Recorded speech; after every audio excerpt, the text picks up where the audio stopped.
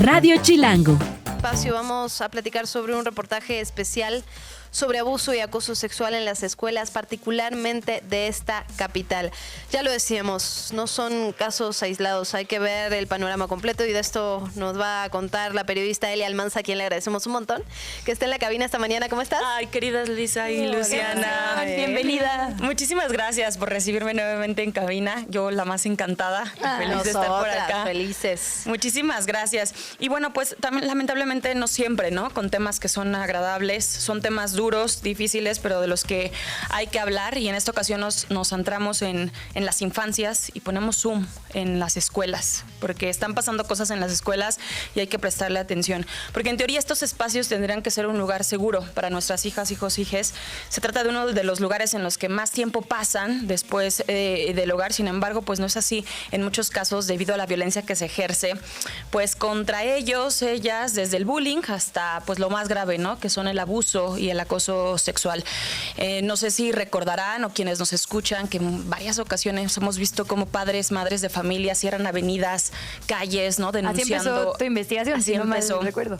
Exactamente, entonces empezamos como a identificar que ya había muchas de estas acciones y qué está pasando ahí, ¿no? Entonces, me metí a revisar, ¿no? Y a platicar con algunas organizaciones, colectivos y por supuesto también con padres y madres de familia, y el tema es mucho más complejo de lo que podemos imaginar, y de entrada, ¿qué es lo que nos toca, ¿no? En este espacio, que es aquí en la Ciudad de México. Los casos que se han reportado no son menores. Para adentrar un poquito al tema, ¿qué es lo que hemos encontrado? Bueno, vía transparencia, la Fiscalía General de Justicia en la Ciudad de México ha reportado que de 2020 a 2023 se tenían 463 carpetas de investigación por abuso sexual en escuelas de educación básica, públicas y privadas de la capital. 157 por el delito de violación. En el mismo periodo, 16 casos por pornografía infantil y 157 ese es el que dije, por violación, y 16 casos por pornografía infantil. Son como dos de estos rubros principales. Platicando este tema y adentrándonos con organizaciones, la Oficina de Defensoría de los Derechos de la Infancia, ODI, alerta que estos delitos son mucho más complejos y no se limita a la violencia que puede ejercer un profesor, profesora contra una niña, niño, niña, sino que es un tema alarmante que podría derivarse o que podría terminar en una explotación sexual organizada. Escuchemos parte de lo que nos dijo Mariana Gil. Ella es directora de esta organización, de la Defensoría de los Derechos de la Infancia, ODI. Lo que nos dimos cuenta es que había muchos casos en donde había muchas personas del mismo plantel educativo participando en los abusos, que eran víctimas, muchos de los niños y niñas, y empezamos a ver algunos otros patrones. Entonces lo que nosotros decíamos pues es que estos casos son casos, digamos, de explotación sexual infantil organizada, donde justo como te decía, digamos que la escuela está tomada para cometer estos delitos. Esto es parte de lo que nos identificaron patrones en estas acciones. De acuerdo con el informe de la ODI, de esta organización, un estudio que se denominó Es un secreto, a la fecha se han documentado 27 casos en 2 estados de la República, en donde se pudo constatar que existía un tipo modus operandi, en donde varios niñas y niños son agredidos de manera grupal, incluso obligándoles a lastimarse entre sí. En todos los casos se dice es muy probable que exista la colusión por parte de las autoridades educativas. No hay otra forma de entenderlo cuando ya son grupos de personas, ¿no?, planeando agresiones o abusos en grupo de niñas y niños. Y esto no puede entenderse sin la colusión de las autoridades educativas. Escuchemos nuevamente a Mariana Gil. Otros patrones es que hay abuso sexual de los niños como en grupo, ¿no? Que hay varios niños en el mismo momento siendo abusados. La presencia de como escenificaciones, ¿no? Como disfraces, bailes, máscaras, sedación, posible uso de cámaras, o sea que los niños y niñas reportan haber sido fotografiados o videograbados. Platicamos con una madre de familia que identificó esto. Le llamaremos en esta ocasión Jimena para cuidar su identidad. En este espacio descubrió que su hijo fue víctima de abuso sexual desde hace 6 años y ha emprendido una lucha legal, pero sobre todo emocional, para salir adelante, tanto ella como su familia y por supuesto su hijo. Nos contó a Radio Chilango parte de este testimonio. Escuchemos. Cuando empiezo a escuchar que hubo el primer caso de un niño que es el que habla, y como que retrocede el tiempo y me acuerdo que me empiezan a decir, me habían dicho ya en la casa que Mi hijo ya se había hecho del baño antes de llegar a la escuela. Yo sí levanté mi denuncia. Posterior me dieron cita para llevar a mi bebé. Y mi bebé obviamente no lo llevaban ya en ese momento. Ya cuando llegué con mi bebé, pues ya lo entrevistaron y pues ahí me di cuenta la cruel realidad que estábamos viviendo.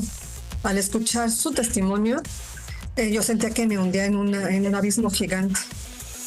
Cuando pasó esto al hijo de Jimena, él tenía 3 años.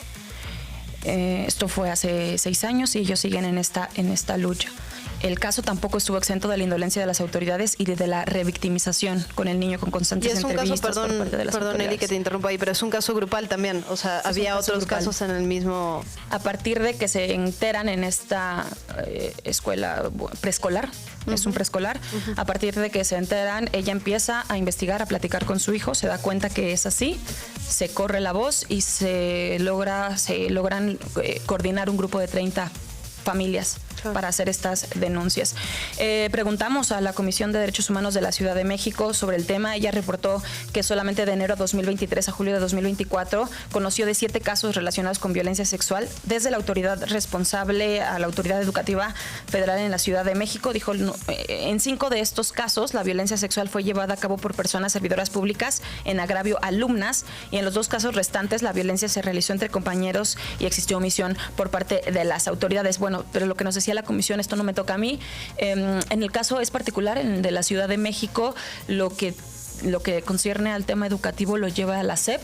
Es un tema federal, porque recordarán, antes éramos Distrito Federal, ahora somos un estado, pero bueno, sigue teniendo estos casos la Secretaría de Educación Pública. Buscamos a la Secretaría de Educación Pública también para comentarlo, nos respondieron que iban a analizar la solicitud. Hasta el momento no hemos recibido respuesta, pero bueno, todo este contexto, Jimena finalmente asegura que la vida les cambió por completo y que siguen en terapias psicológicas y psiquiátricas, y él manda un mensaje muy importante a las familias, madres y padres, que estén atentos para entablar mucho diálogo con sus hijos e hijas. Escuchemos. Tú debes de confiar en mí. Yo te voy a creer siempre lo que tú me cuentes, y eso es lo principal. Hacer ese clic con tu bebé de que siempre te debe de contar todas las cosas y que siempre lo vas a apoyar ante todo. Y pues eso, chicas, finalmente comentarles que ya hay un caso de una sentencia por estas violaciones y abusos grupales. Hay un caso donde una persona fue sentenciada a 494 años de prisión y se demostró la culpabilidad de la directora, maestros y personal de intendencia en el abuso de más de 30 niños y niñas. Sin embargo, bueno, hasta ahora no ha pasado nada, la sentencia se ha quedado ahí, no se han aplicado protocolos, ni tampoco la SEP ha realizado algo al respecto que tengan conocimiento los padres, madres, ni tampoco las organizaciones. Sabes que Eli, en ese sentido, la ODI ha sido muy tajante con el tema de empezar a tratar estos casos de esa manera por parte de las investigaciones, porque lo que pasaba es que se abrían muchísimas carpetas de investigación, eso de manera individualizada, ¿no? Tomándolo como casos aislados, como responsabilidad individual, y entonces eso no permitía que se realicen investigaciones que sean, digamos, ahora sí que integrales, ¿no? Que tomen en cuenta esto que tú muy bien planteas y mapeas sobre un tema sistemático y no individual. Y eso que dices es terrible, esta transformación del fenómeno de un violentador o una violentadora a redes que corrompen autoridades en las escuelas con un mismo modus operandi y que de esta manera se expanden. Es un tema que hemos visto en el sector público, en el sector privado, sin distinción de alcaldías. Es decir, es un tema que tendría que alertarnos, a madres y padres de familia por obviedad, pero a absolutamente toda la sociedad. Y que por la complejidad de obtener los testimonios, es un tema que es más o menos silencioso, ¿no? Las niñas y los niños son sujetos muy complejos para entrevistar. Entonces, esto que decía la mamá me parece fundamental. Decirles, siempre te voy a creer, siempre estás tú primero, ¿no? Hayas hecho lo que hayas hecho, no es tu culpa. Que no hay secretos entre adultos y niños, ¿no? Que sepan que ellos pueden contarte cuando alguien les dice esto es un secreto entre tú y yo, que ellos sepan que pueden acudir con sus padres a decir eso. Y padres y madres no tendrían que estar, digamos, revisando las escuelas. Uno, como decías, les manda ahí pensando que es un lugar seguro, como uno va a cualquier lugar donde ofrecen un servicio o un derecho, en este caso, pensando que se hizo desde la autoridad y desde todos los entes lo que tendría que hacerse para que ahí estén seguras, seguros. Entonces, poner el acento en la SEP, poner el acento en las escuelas, ¿no? También ahí, que hagan lo que tienen que hacer. Estos protocolos, ¿no? Que son temientes. ¿Cómo se determina quién o cómo se contrata a las personas? Y después esta tarea de conocer nosotras a los profesores, profesoras, y por ejemplo, decía la mamá, cuando mencionan un nombre que tú no conozcas, pues quién es esta persona, ¿no? Y ojo, y no quiero decir con esto que recaiga la responsabilidad en padres y madres, porque hay mucha culpa también después de estos abusos. Es responsabilidad totalmente de las autoridades educativas, pero bueno, es integral y hay que poner los focos también en eso, en las escuelas, muy atentos. Creo que es una conversación abierta, Elia. Muchísimas gracias de verdad por presentarla aquí en Radio Chilango. Gracias. ¿Y dónde te leemos? ¿Dónde te seguimos? No, gracias a ustedes, queridas. Muchas gracias. Estoy en redes sociales como Elia Almanza. Ahí y bueno, vemos. ya hay un nuevo titular de la SEP, entonces también ojalá que toda la prensa que vaya a convivir con Mario Delgado, con el nuevo titular de la SEP, con quien sea el delegado o delegada en Ciudad de México, ponga este acento, ¿no? Porque efectivamente planes de estudio, todo eso es importante, pero si no son espacios de cohesión, de tejido comunitario, ¿no? No hay nada de lo que sigue importa, pues entonces. Totalmente. Otro acento. Gracias, Eli. Gracias a ustedes. La entrevista. ¿Ya estás grabando?